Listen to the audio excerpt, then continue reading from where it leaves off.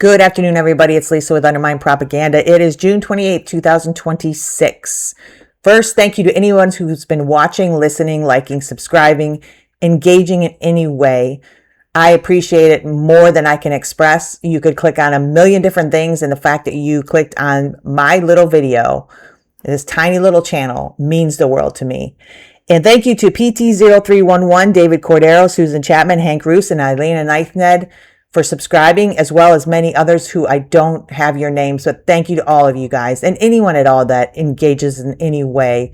I greatly, greatly appreciate it. All right, this is Undermine Propaganda, and the propaganda about socialism, democratic socialism, to see the absolute freak out over the latest elections in New York, where they elected 3 Democratic Socialists, which I believe Brad Lander is. I'm not absolutely positive, but he definitely holds policy positions that are aligned with them. Claire Valdez, and forgive me, I'm going to try to say her name right, Eliza Avila Chevalier, both Democratic Socialists, all 3 of them won their races. And there were some other ones too, which I don't know the names off the top of my head. But right now there is an upsurgence and a definite, you can feel the movement. These candidates, especially Brad Lander, won. I mean, he didn't just win. He destroyed his opponent, an incumbent. And these Democratic Socialists are beating longtime Democratic incumbents. Why is that? Well, capitalism is not working. It never has. But we are getting to the late stages here where things are just getting so bad for so many. People are starting to open up and question. They're starting to want a different way. Because you know what? Capitalism hasn't been around forever for all of humanity. People act like it has been. People act like it's the only way to do things. The only way to organize a society is capitalism. But that's not true. And the problem is, again, we go back to propaganda. The word socialism, my entire life, over 50 years, has been a dirty word. And they continue to try to use those old narratives about how socialism is a dirty word, how it's going to destroy society, how capitalism is the only way. You see the freakouts on the left and the right. You got establishment Democrats after these elections coming out and saying they're forming groups within Congress to fight against these horrible socialists because they're so horrible. Why? I mean, why? That's something I started to do over the last several years of my life, is start to question why I believe certain things. Do I believe them because they're really true? Do I believe them because it's a notion that I hold that aligns with my values and my morals? Or is it something someone fed to me, or many people fed to me, our system fed to me? And now it just automatically, when something is said, it pops in my mind that it's a negative or a positive thing. And we shut down things we don't understand intrinsically, deeply ourselves. And we fill the void with the propaganda we've been fed. And there's still many, many, many people who buy into the propaganda of socialism bad, capitalism good, black and white. That's just the way it is. That's all I know. That's all I've ever been told. So that I'm going to hold on to that notion.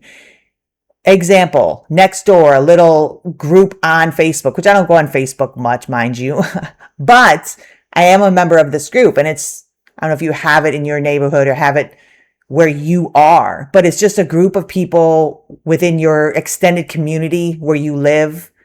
And it was just interesting. I was on it the other day, and some guy, I don't know who he is, but he posted on there about how horrible it is that these Democratic Socialists got elected in New York, and how we need to wake up before these socialists destroy our entire society, before they start making the cost of living go way up, before they start making it so you can't afford a house, before they start taking away all your freedoms.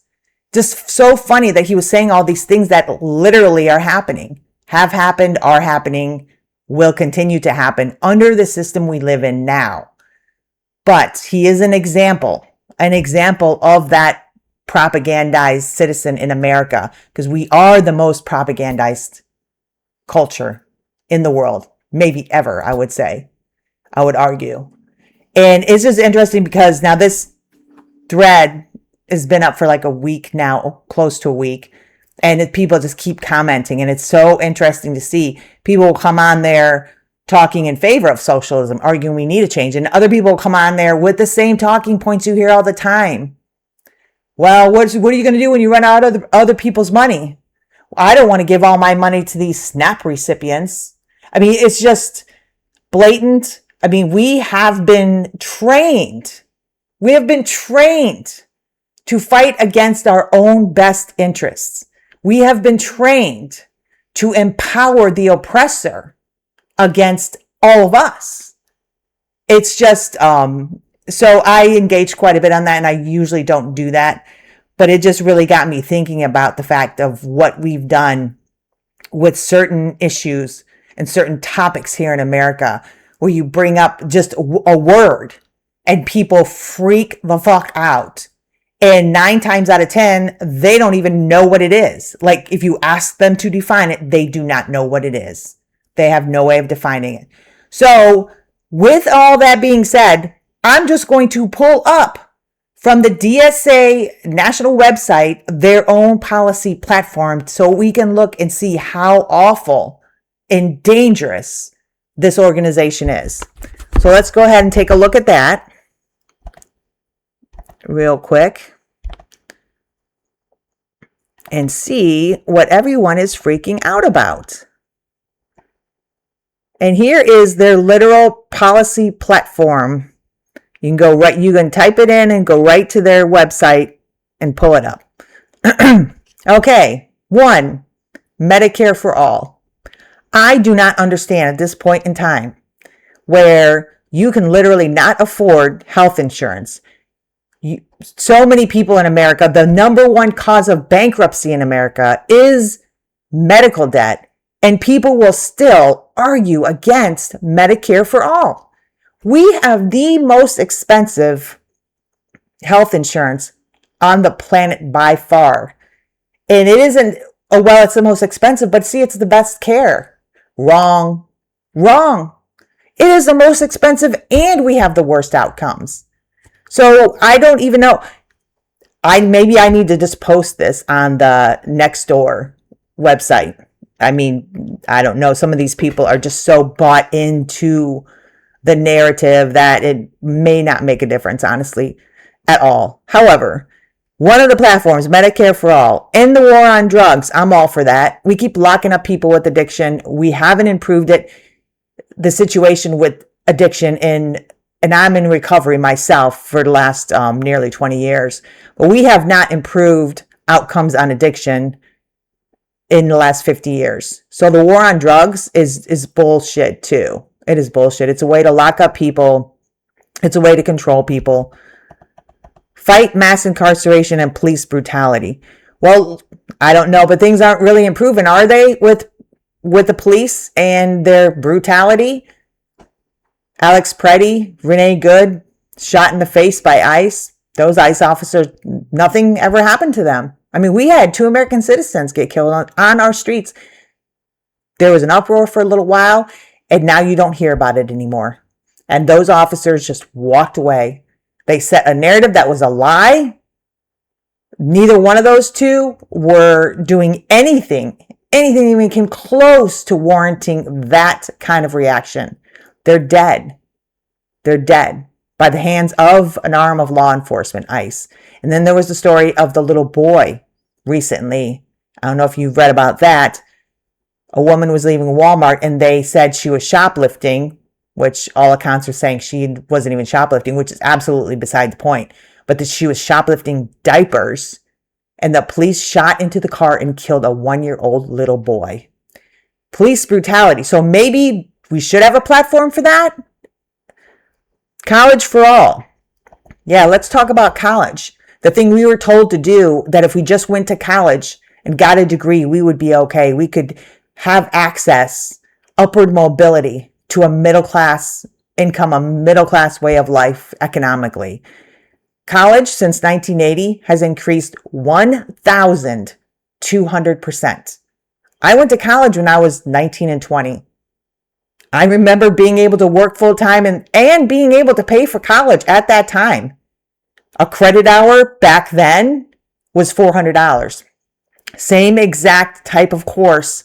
2020, I went back to school for that same credit hour was $4,200.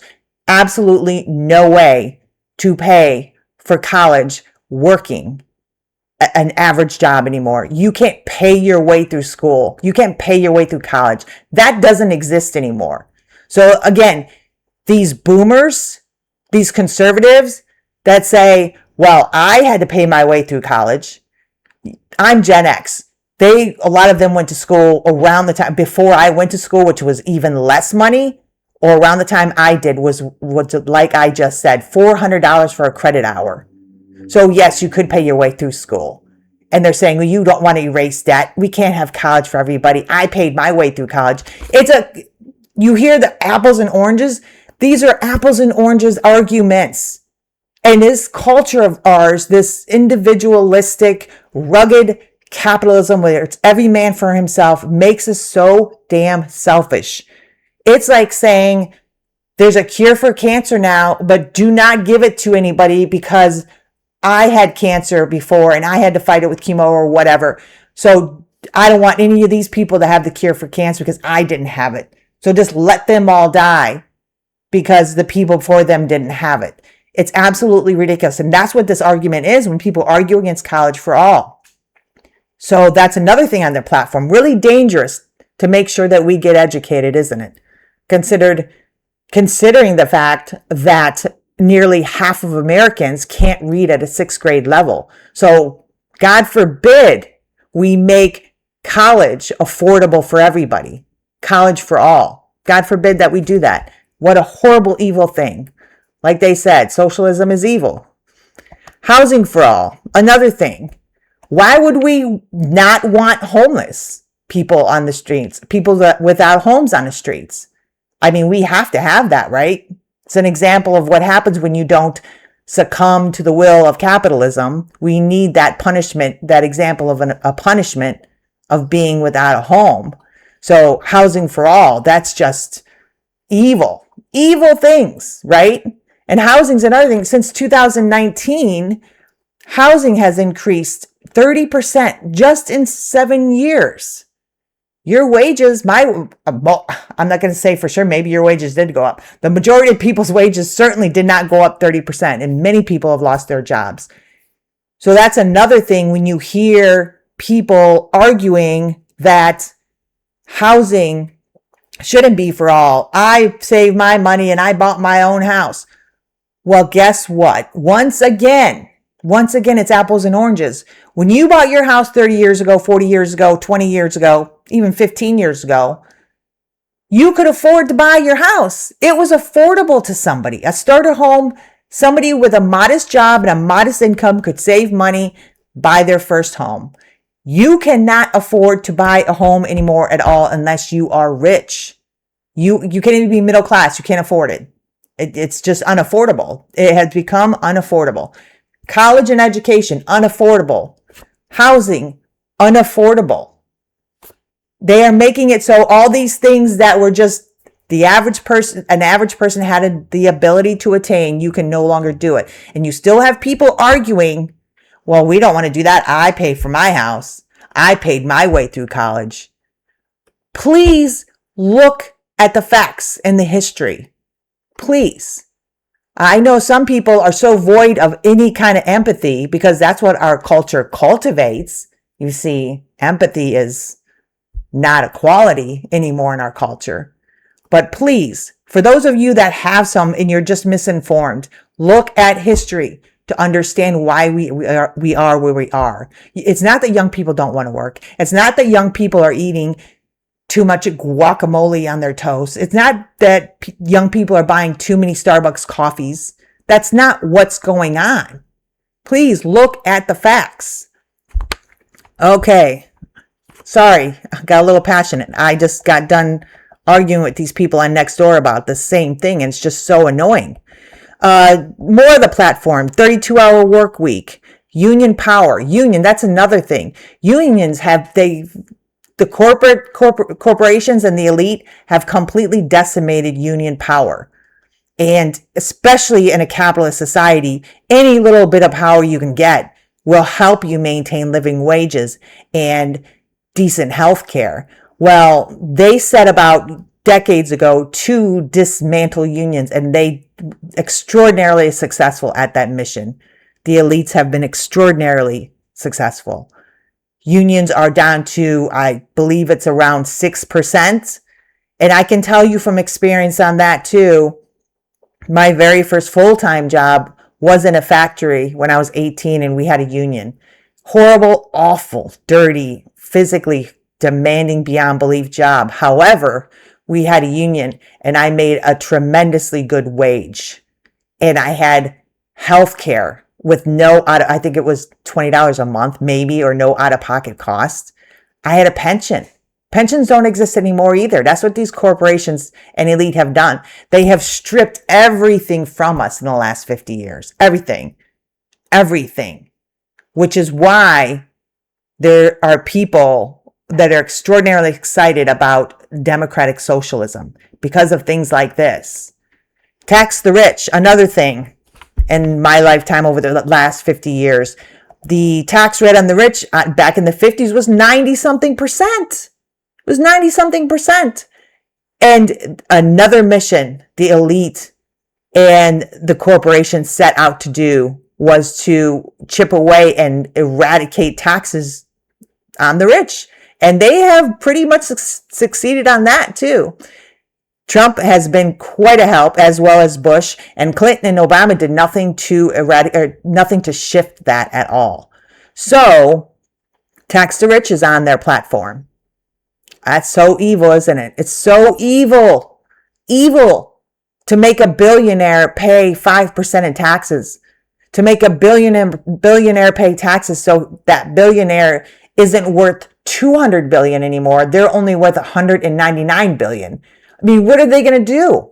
They only have $199 billion? Evil. Evil, I tell you.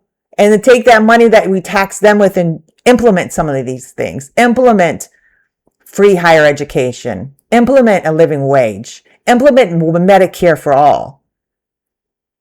Green New Deal. Obviously, I don't even have to say anything with the heat waves going on with the environment and things we need to do. Free Palestine. Free Palestine. That is so important to be on every single policy platform of anybody with any moral or ethical fortitude.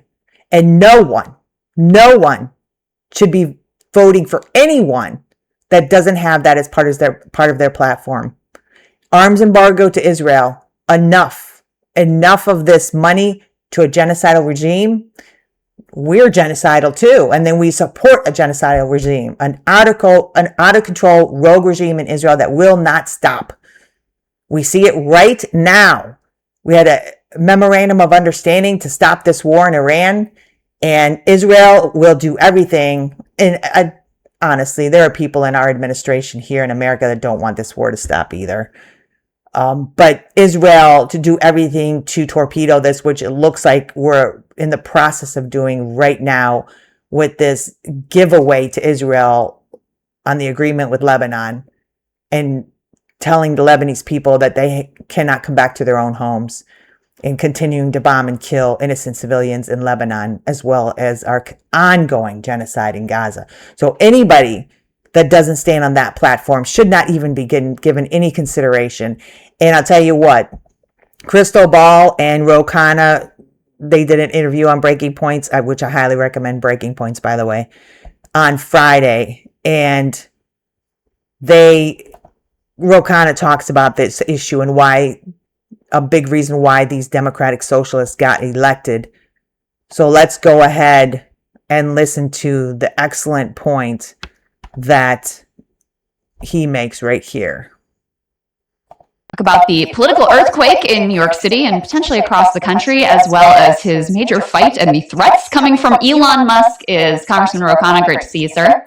Great to see you. Thanks for having me back on.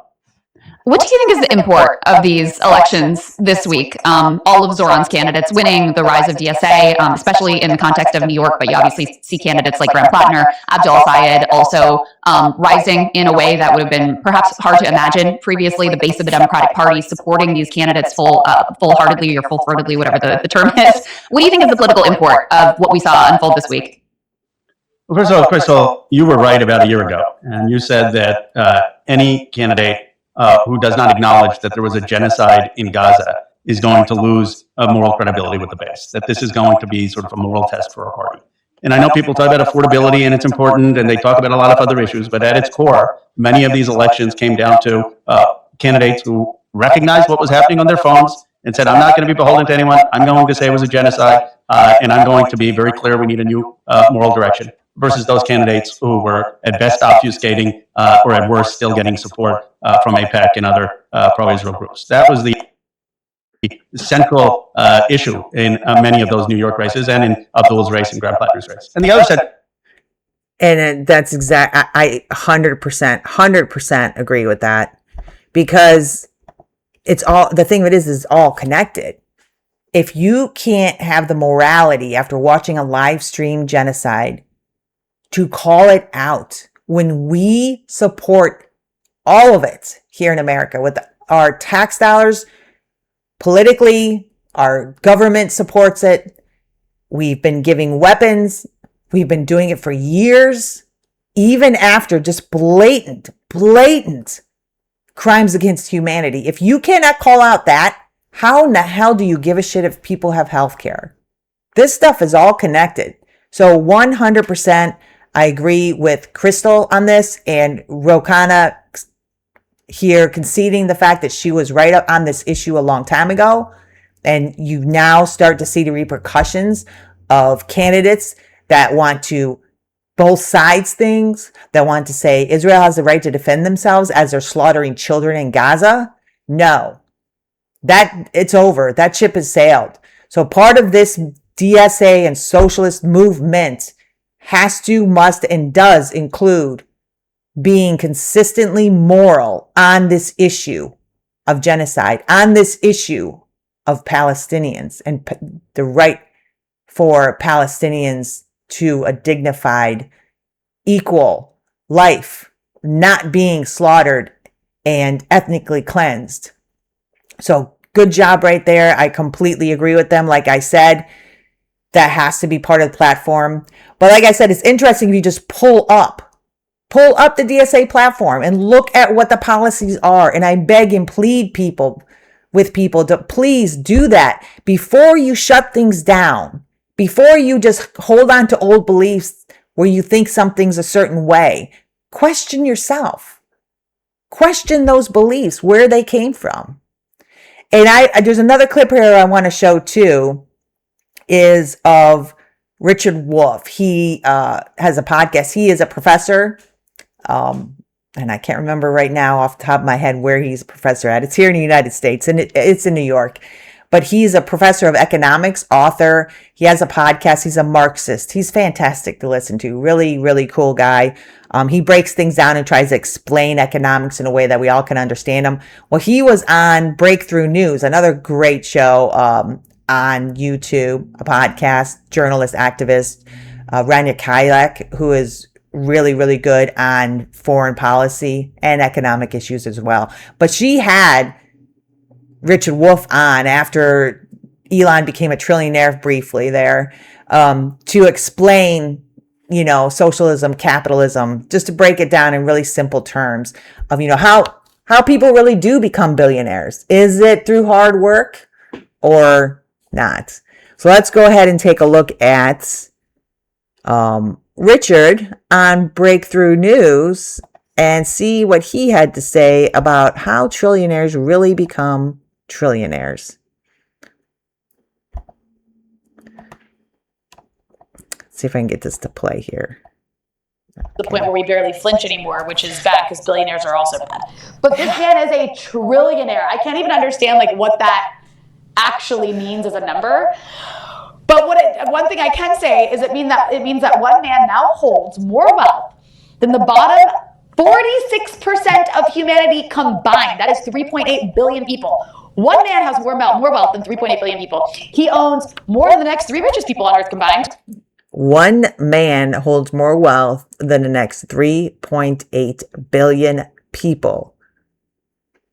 Do you really think that that is a legitimate, moral, humane way to organize a society? How can you argue for that? I mean, how can you be convinced? I shouldn't say. I mean, I was convinced of things that I can't believe I was convinced of years ago. But to continue to be convinced, to work, to fight for the rights of these people, for the rights of people like Elon Musk, one man to own more than 3.8 billion people, is just complete insanity. And the story we're being sold is that this is some sort of natural result of like genius and grit and rockets going to space. This lone visionary who willed his way to the top and deserves every cent of it. The actual story, though, Zoe, is a little different. It involves $38 billion in taxpayer money, a government he was simultaneously in charge of gutting, food ripped out of the mouths of 40 million Americans, and now a secret society co-founded by his Silicon Valley comrade, Peter Thiel, where the ultra-rich are quietly meeting to plan for World War III, and we are not making this up. Right. Build a Cult is the name of one of the programs at this secret meeting. Joining us to make sense of this gilded nightmare is economist Dr. Richard Wolff, professor emeritus at UMass Amherst and founder of Democracy at Work. Dr. Richard Wolff, thank you so much for joining us here. And before I go on here, I just wanted to call out what she just said too.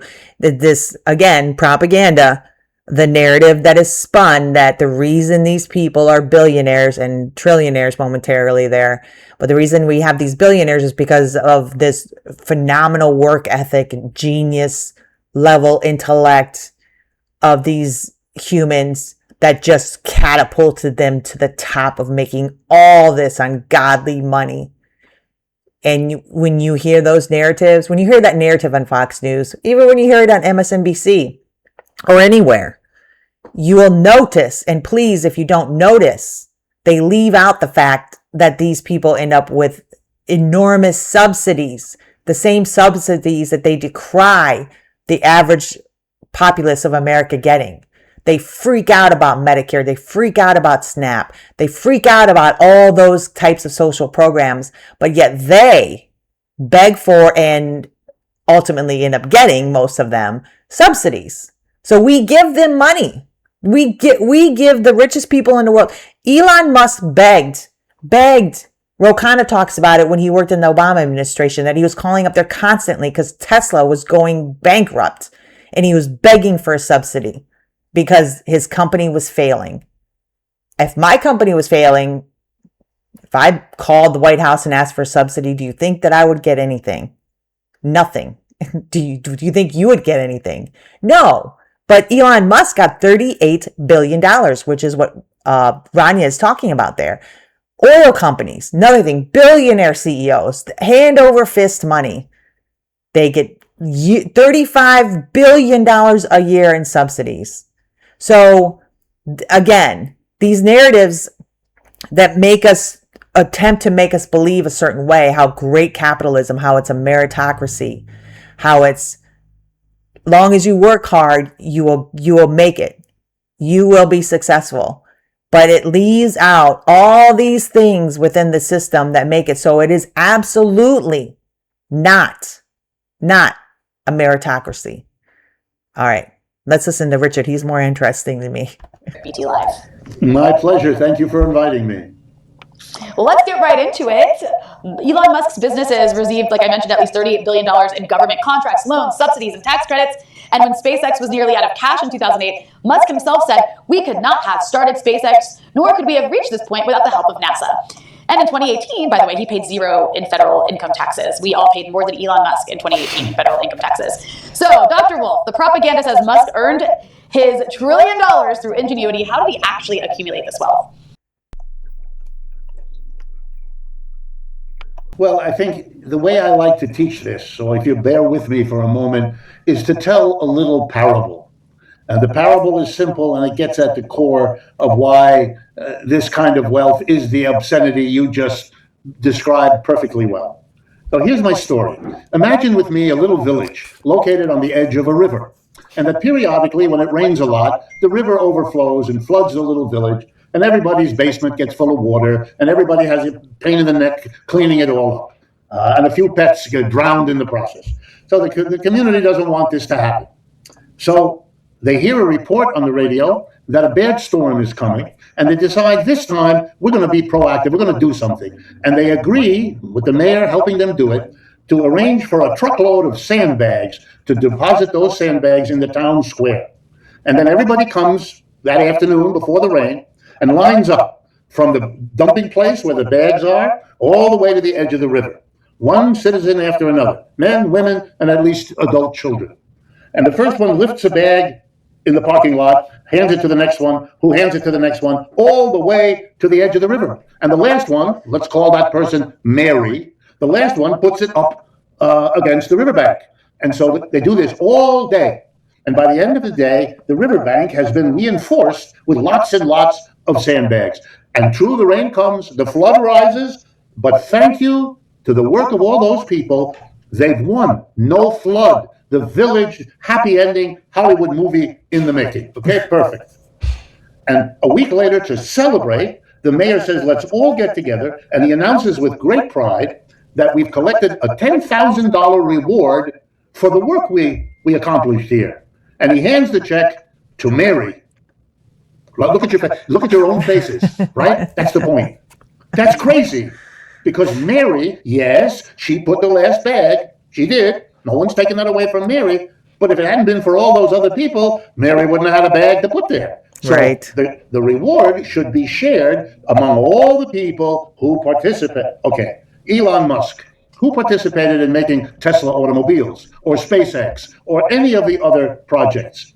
Millions of people. All the people who developed the chemistry needed. All the people who develop what kind of metal you need to hold the chemistry to make the rocket work or to make the car go. He didn't invent the motor. He didn't invent the carburetor. He didn't invent the electric, none of it.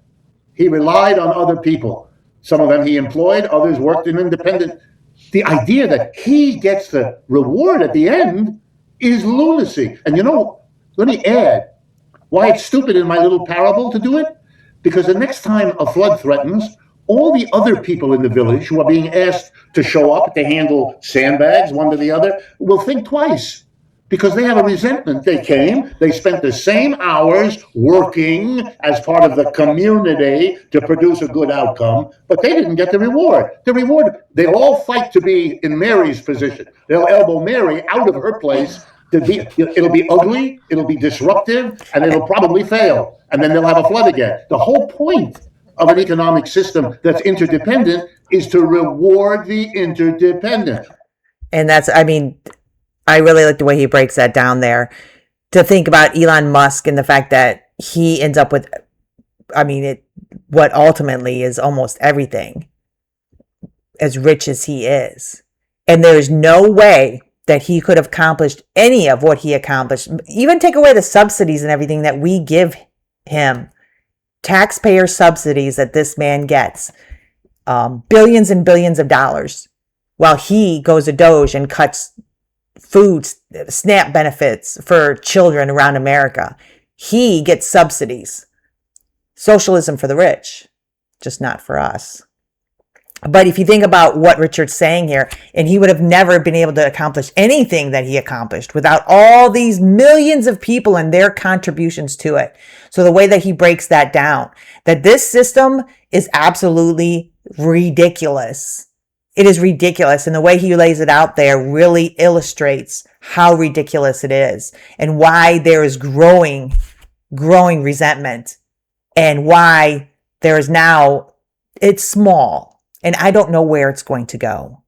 But there is, and I've said this before with other issues on some of my videos, but in my lifetime, I have never seen any kind of interest or increase in positivity towards socialism and democratic socialism as I do right now in this moment in 2026. And I can only hope that it grows, because without it, I don't think we have any chance.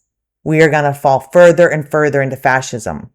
I also understand that the fight the fight against any kind of something that's beyond incremental change, something that's actually substantial change within our system, is going to be fought tooth and nail. And it's not going to just be fought by the Republicans.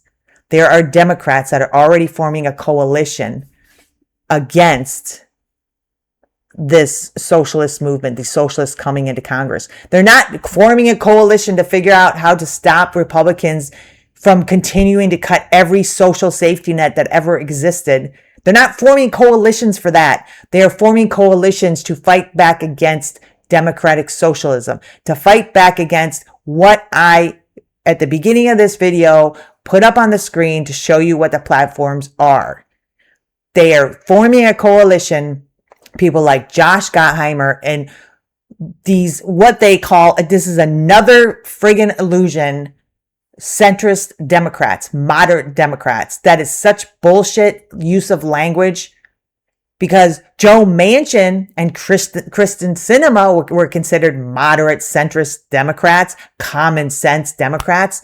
They did everything to make sure we did not get an increase in the minimum wage.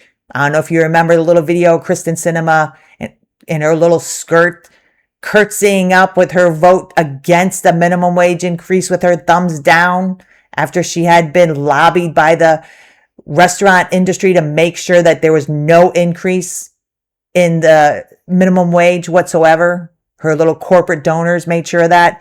So these moderate centrist Democrats, Josh Gottheimer, and just honestly, the majority of Democrats in office that call them moderates, call themselves centrists, they are fighting against policy that the American people want. They are fighting against democratic socialist policy that I had up on the screen, Medicare for all, free college, lowering the defense budget, free Palestine, all of those things and more to move us towards a more egalitarian society, to offer all of us the chance to just be okay, to just live a modicum of peace, economic peace in our lives. These people are fighting against it, and they just formed a committee to do so. In fact, I just want to pull it up to show you. Okay, here it is, a Washington Post article. It just came out this week, June 25th, actually. After wins by Democratic Socialist, centrist Democrats unite to push back. 13 Democratic House members and candidates announced their support for an initiative that commits them to centrist principles. And like I said, centrist moderate Democrats, these centrist moderate principles simply means fighting against those policies that I had up, those policies that the majority of Americans want, need, deserve. Medicare for all, ending foreign wars, free Palestine, bringing back unions, those types of things. That's what they're fighting against. That's what the centrist and moderate Democrats are fighting against. So I implore you, please, anybody that's listening, many of you may know way more than me on all these topics. And any of you that don't, and you are questioning still whether capitalism and the direction we're going is the right way to go, or why socialism is not the way to go, why socialism is bad, and you have any questioning about those types of things, please read about it. Try to understand what it is. Get behind these policies that will make life better for all of us here in America and around the world. All right, guys, if you have any comments, suggestions, anything at all, let me know in the comments. If you have any comments, what you think about this, DSA movement. Do you think it's going to be enduring? Do you think the powers that be are going to crush it before it really gets to be to a place where it makes any difference? I want to try to hold on to hope and not be a complete nihilist, because I tend to go in that direction with everything that we see nowadays. But I also want to hold on to these glimmers of hope. And with these elections, I believe are glimmers of hope. And with the increase in the positive feelings towards socialism that we've never seen, it's always been going the other way, negative feelings growing. Now it's getting more positive with certain segments of the population. I think once they understand, and Mom Donnie has done a fantastic job in New York City showing, not just saying, but actually putting into practice and showing people what government is supposed to do, what a politician is supposed to do when they're working for their constituents. He is proving it over and over and over. And boy, is he making a difference, and why he had such an impact on those elections as well. Alrighty, guys. Thank you so much for listening. Please subscribe. It is free. Just hit that button. Again, like, comment, share. Let me know what you think. Alrighty. Very importantly, I don't want to ever forget to say, I hope that you guys find some peace in the rest of your day. I will talk to you guys soon. Bye.